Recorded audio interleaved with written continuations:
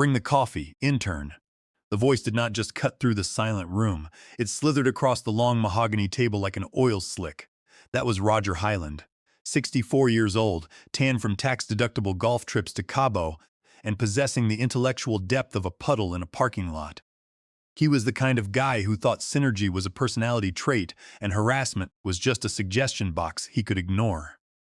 I paused, the cup rattling just slightly in its saucer. Not from fear, but from the sheer effort it took not to launch the scalding dark roast directly into his expensive suit. "I am placing it right here, Mr. Highland," I said, my voice flat. I set the coaster down. "Now sit in the back." He waved a hand dismissively, not even looking at me. He was too busy scrolling through his phone. Adults are talking. "Try not to breathe too loud, kid." I walked past the empty leather chairs at the main table and took my spot on a folding metal chair against the wall, the spectator seat. Let us get one thing straight. I am not an intern. I am 54 years old, have a master's degree in business administration that is collecting dust, and a tolerance for corporate executives that evaporated somewhere around the year 2015. But to Roger and this boardroom of necrotic suits, I was just Brandon from admin, just a body to fetch files, pour caffeine, and absorb their casual arrogance. I sat down, pulling a notepad from my leather bag. Roger cleared his throat, the sound like a garbage disposal grinding a spoon. "All right, let us get this over with," Roger announced, unbuttoning his suit jacket. Item 1, the third quarter budget overrun. I know the numbers look red, but you have to spend money to make money, gentlemen. The retreat in Aspen was essential for team building. I wrote in my notebook, Aspen retreat equals $210,000. Return on investment equals 0. Roger's liver damage equals significant. Essential, piped up Danforth, a nervous actuary who looked like he was constantly expecting a ceiling tile to fall on him. "Roger, we missed our logistics targets by 18%. The warehouse in Ohio is held together by duct tape, and we spent 6 figures on lift tickets." Roger laughed. It was a wet, dismissive sound. "Danforth, you are looking at the trees. I am looking at the forest. We secured the tentative agreement with the distributors, did we not?" "They signed a non-binding letter of intent, Roger," Danforth stammered. "That is not a contract. It is morale, Danforth." Roger slammed his hand on the table. "God, this is why you are still driving a sedan. No vision. Look, the vote to approve the retroactive bonuses for the executive committee is on the table." "All in favor?" Hands went up. Automatic, Pavlovian, like trained seals barking for a fish, except the fish was a $75,000 quarterly bonus. And the seals were grown men with mortgages they could not afford, and lifestyles they definitely could not sustain. I watched them. I watched the light from the projector hit the sheen of sweat on Roger's forehead. I watched the other board members, men my father had hired, men my father had trusted, averted their eyes from the red numbers. They were vultures picking a carcass, too busy eating to realize the animal was not dead yet. It was just hibernating. My father, Donald Vance, founded this company, logistics, trucking, warehousing, gritty, greasy, real work. He started with one beat-up Ford hauling gravel in 1982. He built it into a regional empire with blood, sweat, and a refusal to cut corners. He died 3 years ago. And in those 3 years, Roger Highland, a man my father brought on as a consultant to help with modernization, had turned it into his personal piggy bank. They thought I was just the son who did not want the throne. The quiet one. The one who took a low-level analyst job because he did not have the head for business. Roger turned to me, catching me staring. He winked. "Do not worry, Brandon. Maybe next year we will have a budget for a new coffee machine. That swill you brought is lukewarm." "I will make a note of it," I said. My pen dug into the paper so hard it tore through 3 sheets. Item 1, remove the board member who thinks the majority shareholder is an intern. See, Roger missed a detail. When Dad died, he did not leave the voting shares to the board. He did not leave them to a trust managed by Roger. He left everything, 55% of the controlling interest, to a shell company called Highland Ventures. Roger thought the name was in homage to him. Narcissism is a hell of a drug. He did not know that Highland referred to the Highlands of Scotland where my father's grandmother was born. He did not know that the sole signatory on that entity was me. And he definitely did not know that for the last 9 months, I had not just been bringing coffee. I had been counting votes. I had been tracking every single cent he siphoned off to his consulting firms. I was not an intern. I was the exterminator, and I was just waiting for the roaches to gather in one place. Meeting adjourned, Roger announced, checking his Rolex. I have a tea time at 4. Keep the engine running, gentlemen. As they shuffled out, the smell of their cologne lingered, a mix of sandalwood and entitlement. I stayed in my metal chair. I waited until the room was empty, the silence settling like dust. Then the door creaked. One man had stayed behind. William Thorne, the oldest member of the board. He walked over to the coffee pot, poured the dregs into a cup, and looked at me. "Coffee is fine, Brandon," he said. "Thanks, William." "He is going to sell the fleet," William said, staring into his black coffee. "He is talking to a liquidation firm next month. He wants to pivot to asset-light logistics, which means firing the drivers and renting trucks we do not own." "I know," I said. "Your dad would have put him through a wall," William muttered. "Dad was a brawler, William." I stood up, smoothing my tie. "I am not." William looked at me. He really looked at me for the first time in years. "No, you are not. You are something else." "I am just the intern," I said, picking up the tray of dirty cups. "But William, do not sell your shares yet." He raised a bushy eyebrow. "Why? Because," I said, walking to the door, "the price is about to go up or down. It depends on which side of the table you are sitting on when the music stops." I walked out into the hallway, the dirty dishes rattling in my hands. The heavy oak doors of the boardroom swung shut behind me with a sound like a coffin lid closing.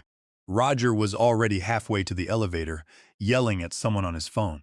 "Bring the coffee, intern," I whispered to myself. "Copy that," I answered my own echo.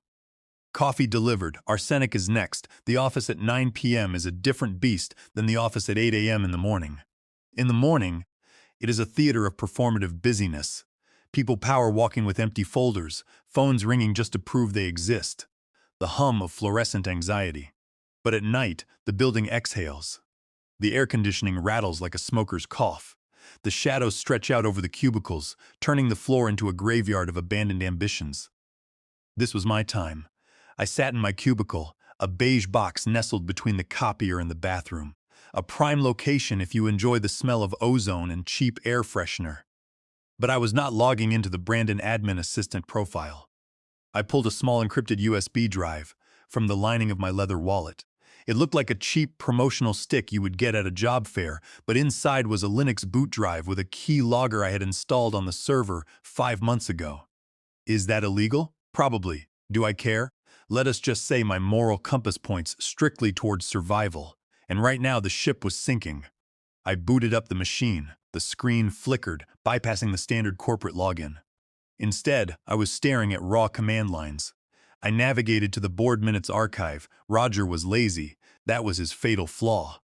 He did not hide his theft. He just bored people to death so they would not look for it. He buried his embezzlement in documents so dry they could dehydrate a camel.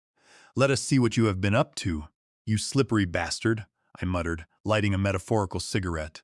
I quit smoking 7 years ago, but in my head, I am always 3 drags into a Marlboro Red. I opened the file labeled Discretionary Spending. Page 4, Consulting Fees Paid to Summit Consulting, $62,000. Page 12, Retainer for Strategic Advisory, Summit Consulting, $84,000. Page 28, Miscellaneous Logistics Coordination, Summit Consulting, $46,000. I ran a background check on Summit Consulting 2 weeks ago. Their registered address is a post office box in a strip mall in Delaware, right next to a gold buying shop and a vape store. Their chief executive officer is a man named Julian Stone, who also happened to be a junior partner at Pinnacle Asset Management. The rage flared up again, hot and sharp. It was not just the money, it was the disrespect. My mind flashed back to the funeral. It was raining, a cliché Ohio drizzle that soaked into your bones. Roger had stood at the podium, fake tears glistening in his eyes, talking about how my father was a visionary. I remembered standing by the grave afterwards, mud sucking at my heels. Dad had been a hard man, not cruel but hard. He had calluses on his hands until the day he died. He used to tell me, "Brandon, there are 2 kinds of people in this world. The ones who build the house and the ones who complain about the draft." A week before he passed, he called me into his study. The room smelled of old paper and pipe tobacco. He looked small in his leather chair, the cancer having carved away the man who used to lift transmission blocks by himself. "They are going to come for it, son," he wheezed. "The vultures, Roger, the banks. They think because you are quiet, you are weak." "I am not weak, Dad," I had said, holding his hand. It felt like dry parchment. "I know," he squeezed back, surprisingly strong, "but do not fight them like I would. I used a hammer, you use a scalpel. Real power is not written in ink, son. It is hidden in the structure. It is in the bylaws, in the footnotes. That is where you kill them." He handed me a heavy-bound document, the original Articles of Incorporation from 1982. "Read Clause 19, he whispered, "and do not tell a soul until you are ready to pull the trigger." Back in the dark office, I minimized the window with Roger's theft and opened a scanned copy of that old document. Clause 19, Emergency Governance Protocols, was a paragraph of dense legalese that most lawyers would skim over. But translated into plain English, it said, in the event of documented fiduciary negligence by the sitting chairman, any shareholder possessing more than 20% of voting stock may unilaterally convene an emergency session without the board's consent, provided they give 72 hours notice. Roger thought he was safe because he controlled the board. He thought he could vote down any motion I brought up.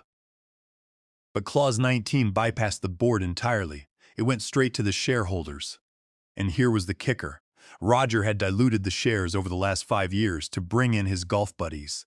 He currently held 16%. The other board members held a combined 24%. The rest was public float. I held 55% through the shell, but I had not claimed it yet. Officially, the shares were in trust. If I claimed them, Roger would know. He would lawyer up, freeze the assets, and drag this out in court for 10 years while he drained the company dry. No, I needed to trap him. I needed him to commit to a course of action so catastrophic that even his buddies could not defend him. I toggled back to the server. I found a draft email in Roger's outbox. Subject: Project Liquid. I opened it. It was addressed to Julian at Pinnacle Asset Management. "We are good to go," Roger had written. "I am pushing the vote through next week. We will sell the trucking division for scrap value, lease back the vehicles, and take the immediate cash injection as a performance bonus for the executive team before the quarterly report hits. The board will not know what hit them. Let us do lunch Tuesday." My stomach churned. He was not just skimming, he was gutting the fish. Selling the fleet meant the end of the company my father built. It meant firing 600 drivers. It meant the end. "Scrap value," I whispered. I looked at the time, 10:30 p.m. The cleaning crew would be on this floor soon. I saved the email. I printed the Summit Consulting invoices. I tucked them into the manila folder I kept in my bottom drawer. The intern was done fetching coffee. It was time to start mixing the poison. I logged out, pulled the USB drive, and wiped the keyboard. Not because of fingerprints, but because touching anything Roger had touched made me feel like I needed a tetanus shot.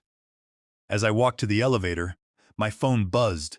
It was a notification from the company portal. New agenda item added for the next board meeting. Restructuring of the logistics division. He was pulling the trigger. "Okay, Roger," I said to the empty elevator. "You want to play demolition derby? Let us play." Tuesday morning smelled like regret and burnt bagels in the break room. I was busy unjamming the copier because apparently a master's degree in business administration makes you uniquely qualified to pull shredded paper out of a machine that costs more than a family sedan. When my phone vibrated against my hip, it was the confirmation. The transfer was complete. The final block of shares had moved. Here is how the shell game works. It is not about suitcases of cash in dark alleys. That is for the movies. Real corporate warfare is fought with routing numbers and Delaware limited liability companies. My father's 55% stake was sitting in a blind trust in the Cayman Islands labeled Blue Horizon Ventures. If I moved it all at once to my United States entity, Highland Ventures, the Securities and Exchange Commission filings would trigger a massive flag. Roger's lawyers would get an alert.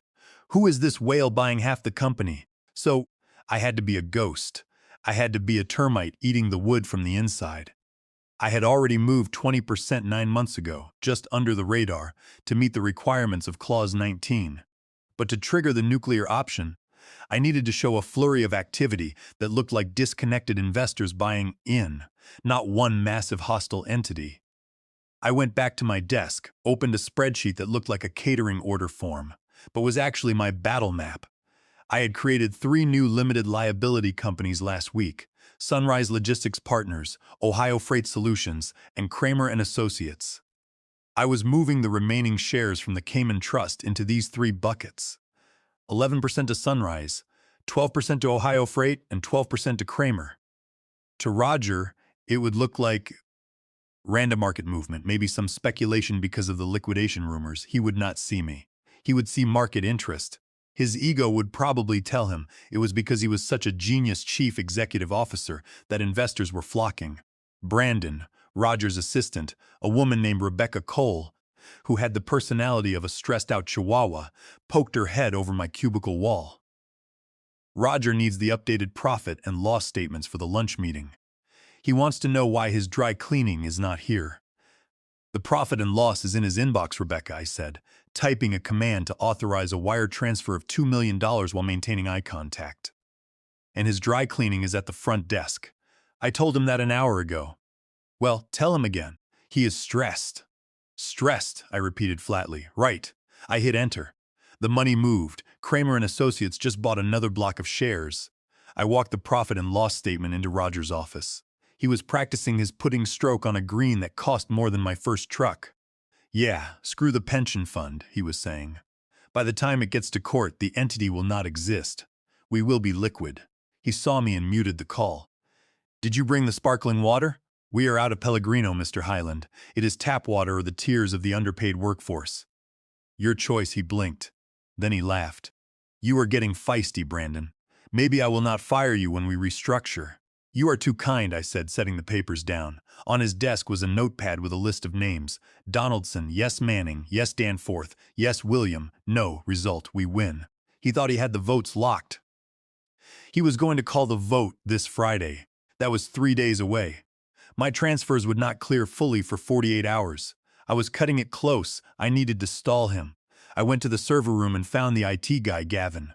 Hey, Gavin, I said. Roger is complaining that the projector in the boardroom is flickering.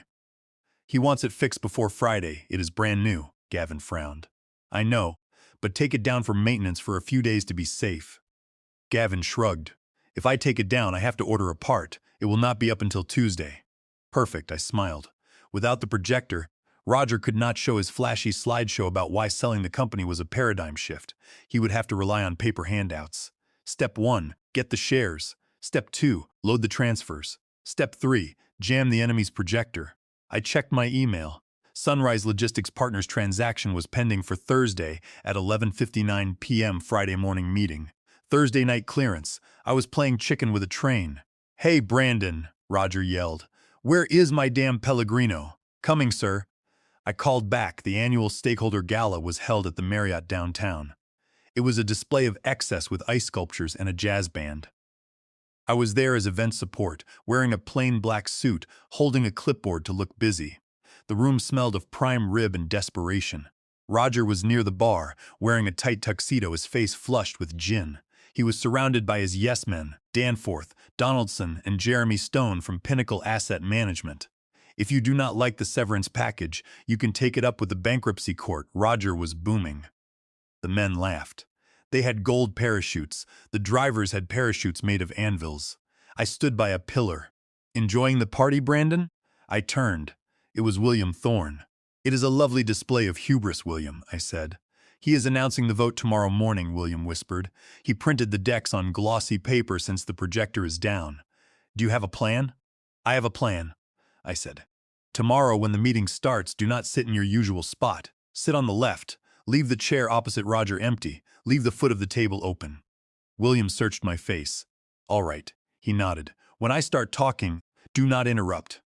Brandon, you are the assistant. They will drag you out. Let them try, I said. Across the room, Roger raised his glass to a leaner future. I watched them drink, feeling a cold knot in my stomach. They were toasting the unemployment of 600 people. I went to the DJ booth. Play The Gambler, I requested. 10 minutes later, the song started. You got to know when to hold them, know when to fold them. Roger frowned. I caught his eye and raised my clipboard in a mock toast. He turned away, annoyed. He did not know he was running out of time. I checked my phone. Sunrise, Ohio Freight, Kramer verified. The gun was loaded. I left the party. Tomorrow was the execution. I did not sleep. I spent the night surrounded by files. The manila folder lay open on my table marked with a red Sharpie, Agenda. Inside were 3 documents. 1. The registry showing our 61% total control. Highland Ventures, 20%. Sunrise, 11%. Ohio Freight, 12%. Kramer, 12%. Williams, 6%. 2. The forensic report of Rogers' embezzlement to Summit Consulting. 3. The legal resolution to remove the chairman for cause and appoint me as interim chief executive officer. It was a sledgehammer, but I needed the moral mandate. At 7 a.m. I met Mrs. Martha Higgins at a diner. She was 70. Her husband, Earl, had been one of my dad's first drivers. She held 0.08% of the stock. Roger had offered to buy her out for pennies, lying that the stock would be worth 0. "Your father never hired liars," she said, signing the proxy. "I am giving my proxy to you. You go get him, son." For Earl. Earl had died in the cab of his truck 10 years ago. I took the paper. I needed to walk into that room holding Earl's legacy. I drove to the office. The security guard, Terry, nodded. "Morning, Brandon." "Big day?" "Huge day, Terry. If Roger calls you later to escort someone out, make sure you check who he is targeting." Terry laughed. "You planning a rumble?" "Something like that," I said. I went to the executive floor and placed the red folder opposite Roger's seat. At 8:45 a.m. Roger walked in, hungover. "Coffee?" he barked. "On the warmer, sir." "Good. Set up the handouts and get me aspirin." I placed his glossy plans at every seat, and underneath I slid the review of fiduciary duties. Today the intern sits here, the boardroom filled. William sat on the left, leaving the foot empty. "William, you were in the wrong spot," Roger boomed. "Just felt like a change of scenery, Roger," William rasped. "Let us get started," Roger said. "Hard stop at 12 p.m. As you know, we are here to discuss the divestiture of fleet assets. Pinnacle has a generous offer." "Fire sale," William interrupted. "Strategic realignment," Roger corrected. "We need to be agile, asset-light. If we do not have trucks, we are just a travel agency," William said. "We are a logistics provider," Roger sneered. "I have the votes." "Donaldson?" "I am on board," Donaldson muttered. "Same," Manning said. "I move to accept the Pinnacle offer for the assets." "Point of order," I said. I was standing at the foot of the table holding the red folder. "Brandon, refill the water and get out," Roger snapped. "Point of order, Mr. Chairman," I said. "You are an admin assistant, security." He reached for the phone. "I would not do that," I said, sliding a document to him. "That is a notarized declaration of proxy voting rights, representing 61% of the shares. Red Clay, Sunrise, Ohio Freight, Kramer, and William. Those are me, controlled by me. Under Clause 19, I am invoking my right to suspend the agenda." "You can't do that." Donaldson stood up. "Sit down, Donaldson," I snapped, "or I will project the forensic audit of your expense account and your brother-in-law's consulting fees on the wall." Donaldson sat down. Roger went pale. "Son, this is high finance. Let us not do something we regret." "I am not regretting anything," I said. I walked to the head of the table. "Move," I said. "You are in my seat." Roger stood up and sat in a side chair. I sat in the executive chair. Item 1, the termination of Roger Hyland. My lawyer, Audrey Harris, walked in. "Mr. Hyland, the SEC filings were submitted this morning. The session is valid." Roger shouted that I could not run a company. "Let us review your performance, Roger," I said. Page 1, $300,000 paid to Blue Wave Media, owned by your wife Sandra. Page 2, private jet charters to Cabo for you and Lola DeVore. The board members shifted. "Walter, did Roger negotiate the fuel hedge?" "No, I did," Walter confessed. "It is over, Roger," I said. "Vote to remove him, or we will sue you for breach of fiduciary duty. Also, this liquidation violates the Worker Adjustment and Retraining Notification Act, Title 29, Section 2101, by firing 600 drivers without 60 days' notice. You will be personally liable." Donaldson went pale. "We were deceived," he muttered. Manning agreed. Roger screamed, "You cowards! I demand a vote." "Let us give you one," I said. "Motion to remove Roger Hyland immediately for cause." Seconded by William. "All in favor?" Every hand went up. "Unanimous," I said. "Terry, please escort Mr. Hyland out. 1 box, no electronics." Roger glared with pure hate as they escorted him out. I looked at the board. "Sit down," I said. "The sale to Pinnacle is dead." Jeremy Stone ran. "Donaldson, Manning, you are on notice. No more bonuses. Walter, you are the CFO. Fix the budget." Meeting adjourned. I walked to my father's portrait and wiped the dust. "Did I use the scalpel, Dad?" I whispered. I saw Roger load his box and speed off. Good riddance. 3 months later, the room smells different. We replaced the leather chairs with mesh ones. We are up 6%. Driver retention is at an all-time high. Roger settled, paying back 60% of what he stole. I walked to the break room. The new intern, Toby, was struggling with the coffee maker. I showed him how to fix the jam. "Toby, if anyone treats you like furniture, take notes. Write down everything." He laughed. I sat in my father's office. I posted on Reddit as useless a cleaner 54. Update. The rat is gone. The ship is floating. Thanks for listening. I called the warehouse in Ohio to check on the progress of the roof repair. They told me the crew was already halfway done and the leak was finally sealed. It felt good to spend money on actual assets that protected our people rather than expensive golf retreats. I leaned back in my father's old chair, looking out at the parking lot where the trucks were lined up. We were not just surviving, we were building something that would last for another generation. Real work. Finally,